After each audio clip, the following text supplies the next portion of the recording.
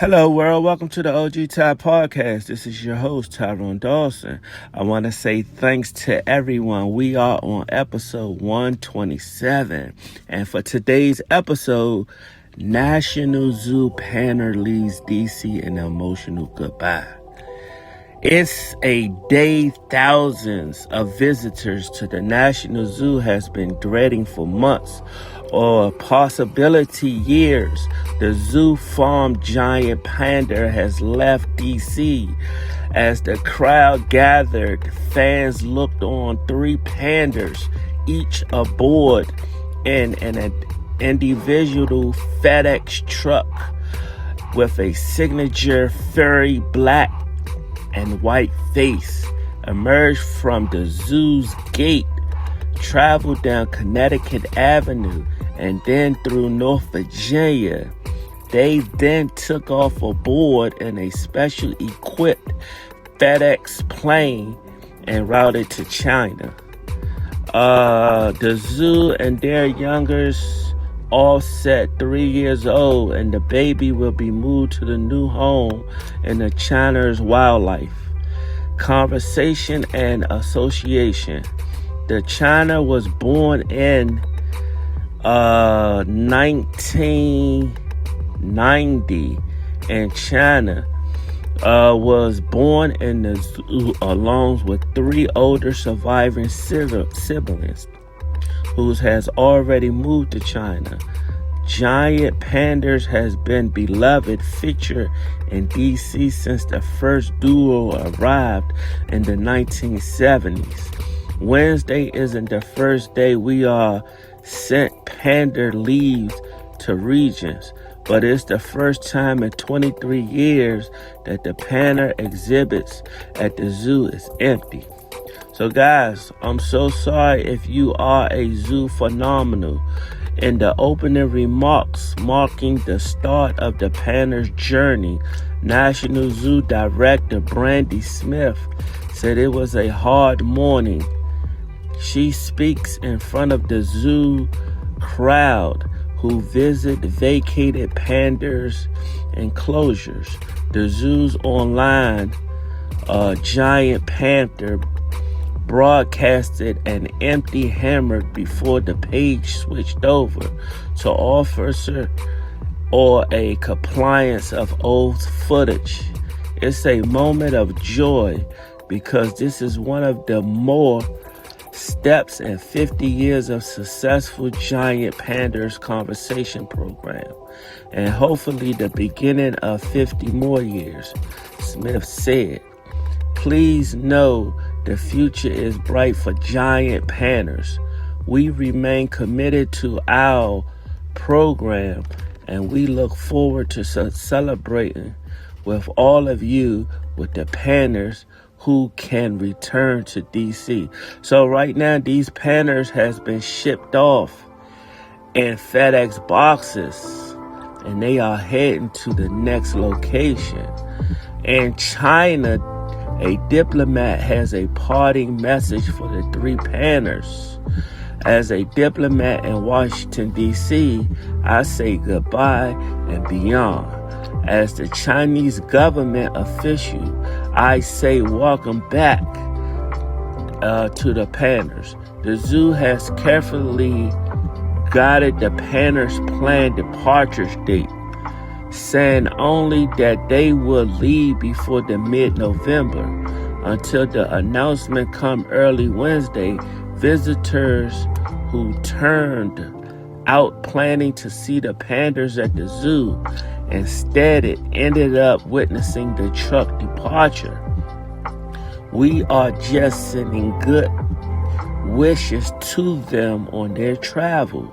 A woman who plans to see the panda on Wednesday said a family from Minnesota said that they were disappointed to find the zoo closed in the morning hours. One member of the family, a little boy, was clutching a panda stuffed bear, and he said he loves pandas. I'm going to cry when they leave, he said. So guys, what do you guys think? This is a sad moment for DC, and the pandas are going to another location. So I thought it was right to say goodbye to a DC and a DC part of our family. A man from DC area says, stay tuned. It will be more interesting things happening at the zoo. The spokesman, the first panda to be loaded into a white FedEx crate onto a truck at about 8 a.m. Following close behind was a carriage out of the crate at about 9:15 a.m. The crates are large enough to move like heavy fragrance equipment. They included air hose, up arrows, and the word Smithsonian National Zoo on the side of these crates. So the bears are being taken care of very carefully. They are secured and they are ready for shipping. In special marked trucks, the pandas was escorted by the police motorcade fit for a president. The departure the zoo on Connecticut Avenue at about 9:30 a.m., taking Interstate 66 towards Dover International Airport. The boarding 777 transporting the pandas, aka the FedEx Panda Express plane, flew from Memphis and touched down shortly after the pandas left the zoo. When the pandas arrived at the airport, their crates was carefully loaded off the truck. So guys, you can go online and see the departure of the pandas, and they have arrived at Dover International Airport. It's many people carrying out and want to peek out to see these crates on the way being loaded onto the plane, giving the DC area one last adorable glimpse of the panda's face. A final news conference was held with FedEx officially at the terminal as the panda prepared to depart. We are once again honored to be part of their journey. This time back, their homeland, a FedEx official says. It is a moment with some heartbreaking in it, but it is also a moment of joy because we are celebrating the world's largest running conservation program for a single species, said by the spokesman. So guys, what do you think? The pandas is being shipped off because the zoo is closed, so they have to have a final destination where they can keep warm and keep the pandas fed. So guys, while on the flight, zookeepers also packed plenty of food and snacks to keep the pandas happy during their long trip. This includes 220 pounds of bamboo, 8 pounds of leaf eater biscuits, 5 pounds of low starch biscuits, 6 pounds of apples, 5 pounds of carrots, 6 pounds of sweet potatoes, 3 pounds of sugar cane, 1 pound of peas, and 1 pound of cooked squash. A national zoo without pandas. Once the pandas left the zoo, signs went up indicating that the pandas enclosure was closed.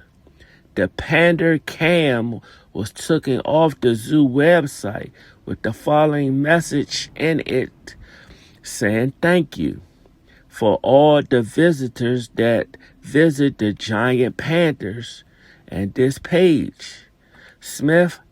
Smithsonian National Zoo, and Conservation Biological Institutes are now on their way to China. So there you go with the story of the pandas. I know a lot of people call the pandas Zing Zing, and they give them names. But they are no longer here. They are now in Atlanta Zoo. So if you do want to see pandas, or if you are in love with pandas, you can see these pandas now at Atlanta Zoo. So guys, there you go about the panda story. But right now, I'm located in Buffalo, New York. And I just heard a story about a church. And I want to discuss this with you guys up in New York. What's going on in New York? I told you guys, we just don't talk about the community. We talk about everything, worldwide, national, your local cities. And today we're going to talk about something in Staten Island, New York. Demolition of a 100-year-old church paves the way for 20 homes to be built in Staten Island neighborhood. A postcard-worthy church and its neighbor school has been demolished in New York City, making way for construction of 22 family homes and leaving neighbors anxiety about the future, traffic, parking, and air quality issues. There's nothing left to the giant in the city of Elkinville. Church location off Richmond Avenue at 300 Elkinville Boulevard. After crowds demolition in about the 4-hour time, and are currently taking down brick schoolhouses that shares a sizable lot. The White-sized church was about 100 years old and had a history of financial woes. The site bordering by Ellenville Boulevard, Cheese Avenue, and Broadland Avenue will eventually be home to 22 family homes, according to the Department of the City Planning application filed by Greece Avenue Development, LLC. The New York City Department of Finance City Register shows that the property was sold to the development by the Metropolitan New York States, and the price was $4 million.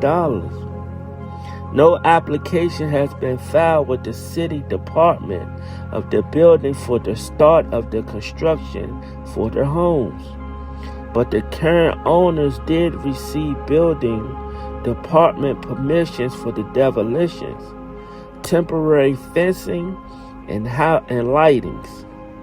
According to the representative from the community of Board 3, other concerns expressed by area's residents includes potential environmental issues caused by the demolition and the construction, and overcrowding, according to the Community Board 3 spokesman, who said the board has received several calls from concerned residents over the past few weeks. We are bringing 40 families into a very small area, said the neighbors. There's a number of worries. Of course, one is traffic. And where are all the cars going to park? Where are all the people going to be? The resident who asked the remaining anonymous said all the neighbors basically feel the same way, angered and at potentially change the quiet street they love. Lines and raised ranches are larger two-family homes with manicure lawns and flower beds. So guys, it sounds like they building these brand new homes and the old neighbors is having concerns. Why are they concerned? Maybe they concerned because gentrification. This is going to bring the value of the neighborhood up. And these or those people who live there may not be able to afford to live there anymore. So that is a concern within the community. So think about it, people. Gentrification is real. You can understand where they coming from because I sure do. It all looks like Brooklyn, said the resident who has lived in the neighborhood since 1977. I've been changed over for the years, but bringing 40 families into a square footage is outrageous. Messages left for Greek Avenue developers were not returned by the time of the publication. A person answered the phone at a number post at the demolition site told he had no idea on what's going on.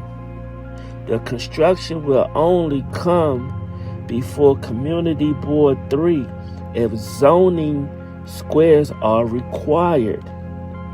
If the owner of the land is conducting construction as a right of his own, there will be no public hearing, the spokesman said. The history trouble of the church. The Ellingtonville school has a history of financial trouble, so neighbors has been drilling impending change. In June 2019, the school went on a hiatus. The pastor at the time, citing financial trouble caused by an enrollment of only 11 students. And in November of 2016, a dispute over fundings and allegations of facetious mismanagement predicts a troubled future for the History Church and School, according to newspapers. At the time, some of the grades had only a handful of students. At one time, the school had an enrolled of 125 to 150 students, whose families paid about $5,000 per tuition. So what's going on? Did the church lose business? And also they lost students? And now they have history of trouble with finances. So guys, gentrification is real. If you don't listen to this story and you don't catch up, gentrification is real. Because people are buying these properties and they coming in and they building what they want to build on their land. So if this is not a wake-up call to everyone who thinks gentrification is not real, it is, because you've been at your house for 30, 40 years, and when all they have to do is build one church. A successful church can bring up the property taxes. Once the property taxes go up, everything around it go up. So if you cannot keep up with these situations, you would be forced out of your home. So all I want to say is, thanks for listening to the OG Ty Podcast. This is your host, Tyrone Dawson. And guys, we are a community and we are going to stick together and figure this out. But once again, until the next episode, you guys be safe. Thanks for listening and we are out. Peace.